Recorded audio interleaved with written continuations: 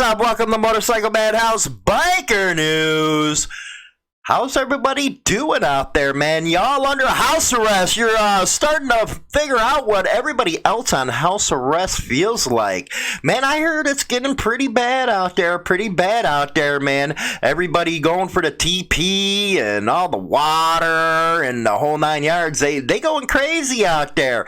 I heard out in Cali, man, they're actually thinking about hunkering down everybody for martial law or something like that. I don't know, man. You got to go check the mainstream for that one.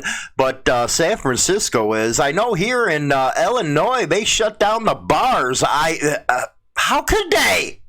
No, I'm just kidding, man. They shut down bars, the casino stuff, the gambling, the whole 9 yards. Hopefully you guys are prepped, ready to go. For those who always said preppers were crazy, what are you saying now? What are you saying now? Come on, give it to me. What are you saying? Yeah, I think them preppers were pretty damn smart, man. At least they got the teepee. Yeah, they got the teepee for the butthole. Today, we got a couple things. We're going to talk about Harley Davidson for one. Oh my God, they are not weathering this storm good, man. Let me tell you, down 44%. We're also going to be talking about somebody you should know, man. Get a little history lesson in on the program today, as well as a bill out in Missouri. They've actually got a hearing on this stuff, and this one bill is the helmet bill that's been going on forever down in Missouri. Forever, and it's finally coming up. But you know, a lot of people, I don't know, how the hell did you get any bleeding hearts down over in freaking Missouri, man? My God, you know what it is they're all leaving Cali and coming to other states. They're leaving Illinois, all the liberal ones, and moving and invading the freaking states that used to be, mostly conservative. And it's funny, they run away from those policies and they vote for the same dingbats when they move there. You know, what common sense is that? Not that I know of. Anyway, let's get into a little bit of news, and then we'll come out on the other end and talk a little bit more about the apocalypse. Okay, first stop. Let's go over to Right Apart, man. Bikers you should know, Gwenda Hawks. And I really like, look, there she is right there. You know what? They were more hotter in those days than they are now. You know, they're so fake now with the fake boobs, the whole 9 yards. These are real women back then, man. Real women. Anyway, by Justin Hughes. This is somebody you should know. More and more women are getting involved in motorcycling these days. And this is very true. Very true. I remember when I first came up, man, it was sit on the back of a bike and shut up. But now, man, it's sexy as hell to see some women on their own. While still a minority, it's not unusual to see women riders on the road or even at the track, feeding their urges to speed. Today's women are not the first to take to the track on two wheels, though. Nearly 100 years ago, Gwenda Hawks led the way. Damn. She is nice for, she a little manly, I think. No.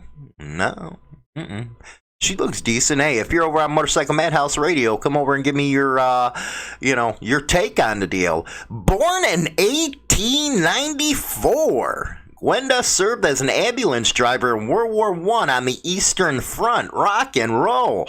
Romania awarded her the Cross of St. George and St. Stanislav for her bravery. Already, she was no stranger to danger on the road. No stranger to danger. After the war, she married Colonel Sam Jansen, a director of the Spiker Car Company. Rather than four wheels, though, Gwenda was more interested in two. In 1921, she set a new 1,000-mile record on a Nura-car, an unusual low-slung machine running 190 miles a day. Doesn't seem like much on today's roads. Yeah, right. But back then, paved roads were virtually non-existent outside of cities. That's what I was just going to say. Yeah, they didn't have roads hardly back then, man. It was all mud. mud. As difficult as the endurance riding was, Gwenda had a need for speed as well. In 1922, she set a 24-hour record at Brooklands, a wooden oval track on a Trump Jap averaging 44.65 miles per hour. This was impressive on the technology at the time, as well as a poor track surface. The record was actually set in two separate stints of 12 hours each, since residents near the Brooklands track complained about the noise.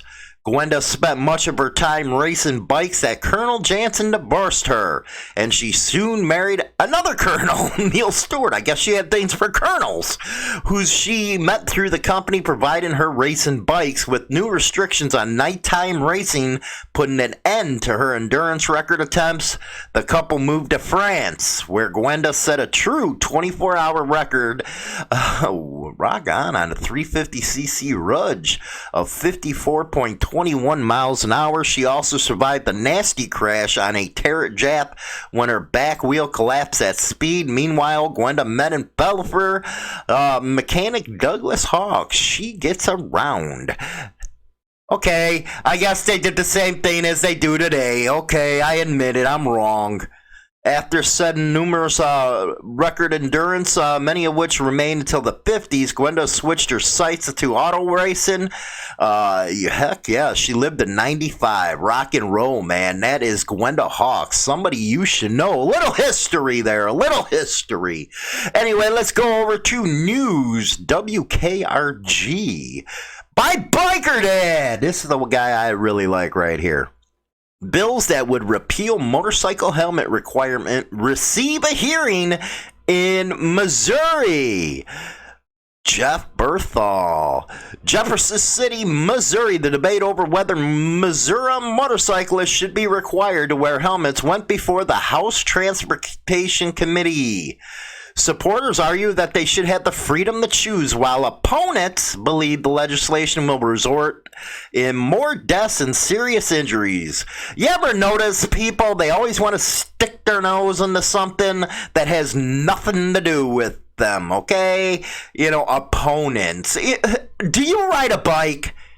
If not, shut up, get out, and go twirl on something, if you know what I mean. Okay, my God, people always got to be in other people's business. State Rep Jared Taylor and State Rep Shane Rodden have introduced bills that would lift the requirement for anyone 18 years of age or older. Their proposed legislation also require any motorcyclist wanting the bike helmet-free to have medical insurance. Ooh, that's how they're going to get it through. You have to have medical insurance, and if you don't get to choose. It's a sham. Rodden told the committee if the proposed legislation passes, it would be similar to showing proof of auto insurance during a traffic stop. Supporters include representatives from the group Freedom of the Road Riders. What are you guys doing? Come on.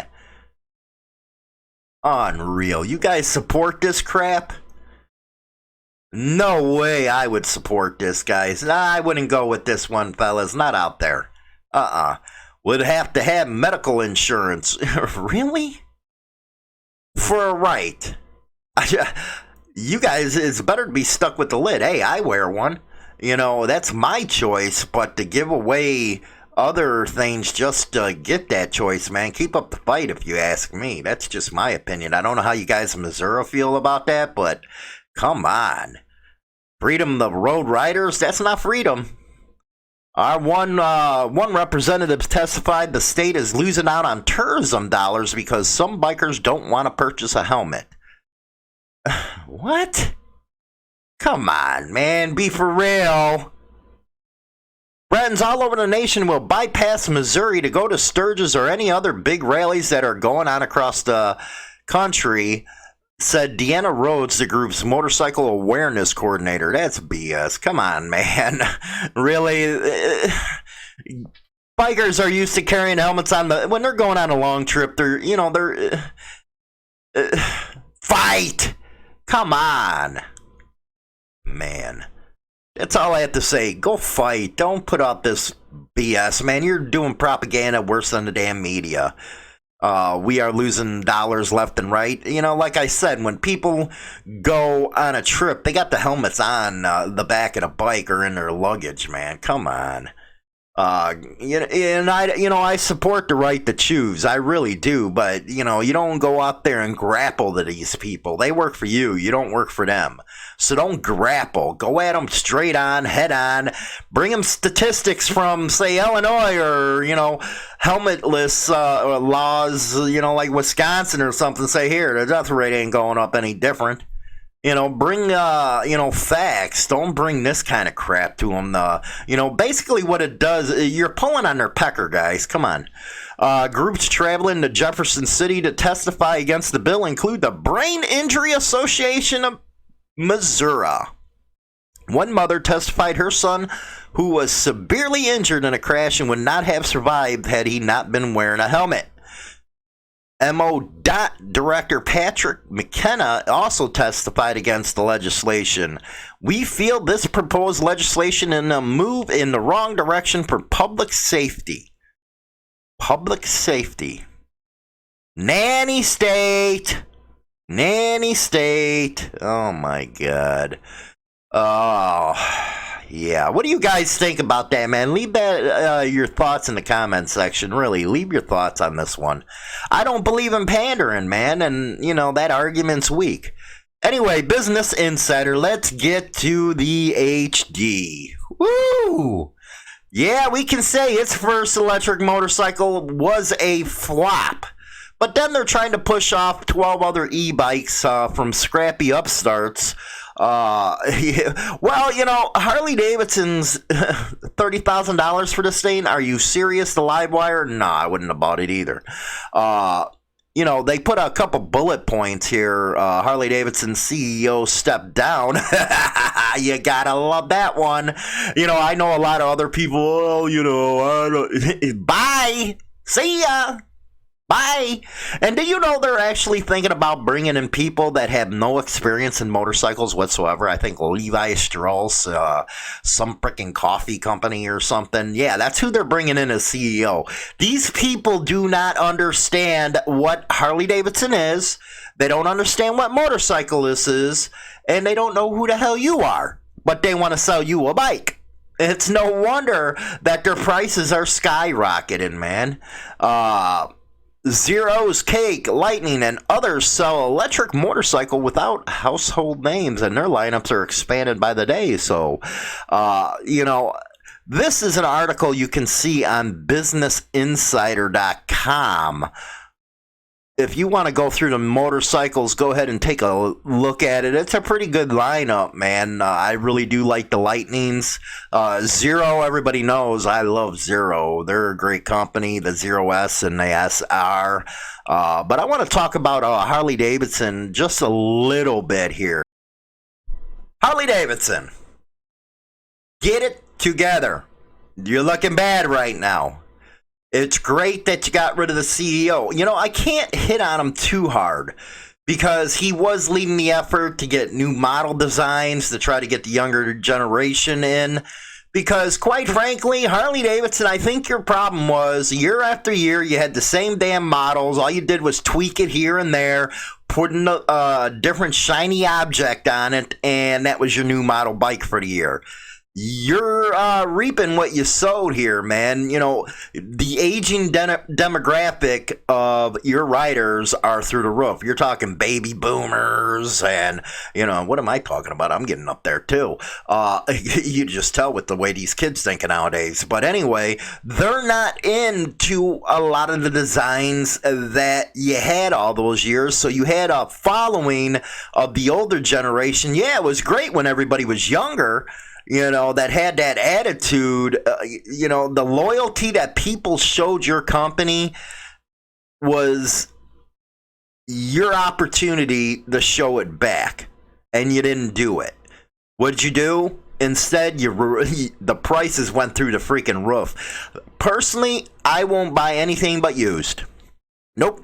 There's so many deals out there on bikes that because people will go, they'll ride them for, maybe 1,000, 2,000 miles. I'm talking about the rich ones that you target. And then they'll put it on the used bike market. Then a guy like me comes by and grabs it for next to nothing. That's another one of your problems, is you sold your bikes for so much money. These people only ride them a little bit, and they just want to get rid of them. So now you're competing against yourselves in the used bike market. What sense does that make? Don't you think you should get a good... Everybody cries about it. Everybody whines about it. Why don't you get a price point where the working man can actually afford your product? You forgot about the working man. It wasn't these freaking big spenders that put you in business. It's not them who kept you out, that stuck with you through those horrible years in the 80s. It wasn't them. It was the blue collars that stuck with you. And, I get so sick and tired of hearing about the tariffs. No, that's your propaganda that try to make an excuse about the bikes you build. Let's just be honest, man. They don't keep up with the other manufacturers out there. Not in reliability, not in style. Well, you guys might have them on style. I got to give you style, man, because Harleys are nice-looking bikes. But reliability, no, can't give it to you. You're way behind it. These new generations, they love technology. You're behind the technology curve. So it's time to get somebody in as a CEO that actually knows what the hell they're doing. That might be good. Don't rely on a CEO from a company that has no experience in your product. If you're going to go outside and look for a CEO, man, go with an automaker if you can't find one in a motorcycle, manufacturer's type of circle. At least go with an automaker, something with an engine. You might get somewhere, because these other people do not know the customer base. They don't know the product that they're trying to sell. Come on, you know what's going to happen? They're going to get somebody from one of these outside companies. You're going to throw a damn Harley Davidson freaking coat on them, and next thing you know, they're standing in front of a bike thinking they know what the hell they're doing. Harley Davidson really needs to start listening to their core customers. Until then, I know with the virus apocalypse and all that type of stuff, you guys are having a hard time, but I don't know if you guys can pull it out if you guys don't start getting together. It's looking like the AMF years all over again because you're mismanagement. Your sales have been declining since 2014. 2014, man. You're talking, 6 years now because you couldn't pull your head out of your you-know-what? You got to get it together, man, and you got to start getting back to your core customers. You got to start freaking telling everybody, hey, we care about you. That's all I got to say on that subject. Finally, be careful out there, guys. This stuff, there's a lot of people that go around, well, it's just the flu, blah, blah. No, it's not just the flu, you morons. I hate to be the ball buster, but it's not just the flu. The younger kids and stuff like that, they're pretty okay. It's the older ones. You got to worry about the older senior citizens, people with underlying health issues. I actually sat with my doctor because I got the epilepsy and stuff. I say, hey, man, tell me about this damn thing. You can't go all over the place. You're reading this, you're reading that. Nobody knows nothing. And it was, what it does is attack your lungs, man, where you can hardly freaking breathe. You should see some of those that were deceased from this thing. Their x-rays, it was like, holy cow, nothing but glass. So, yeah. Be careful out there. Wash your hands. Make sure you're not around people, man. I'm hunkered down, man, right now. Let's hunker down. I've canceled all my damn appearances, man. My appearances canceled. I think I'm going to do that through the mid-June. And, my first event is probably going to be, I don't know. Well, actually, it's going to be May 30th. I'm going to go to that Brothers and Change deal, and then I'm going to go to the A-bait thing.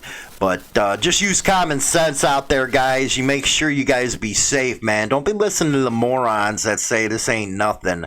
I always have a rule. If the government says something, times it by 1,000, you get the truth, man, because it's their job not to try to incite panic or having people panicking, because they always have to have control, you know that. So be careful out there, and I'll see you on the next Motorcycle Madhouse Biker News. Don't forget to subscribe, guys. Pass it around.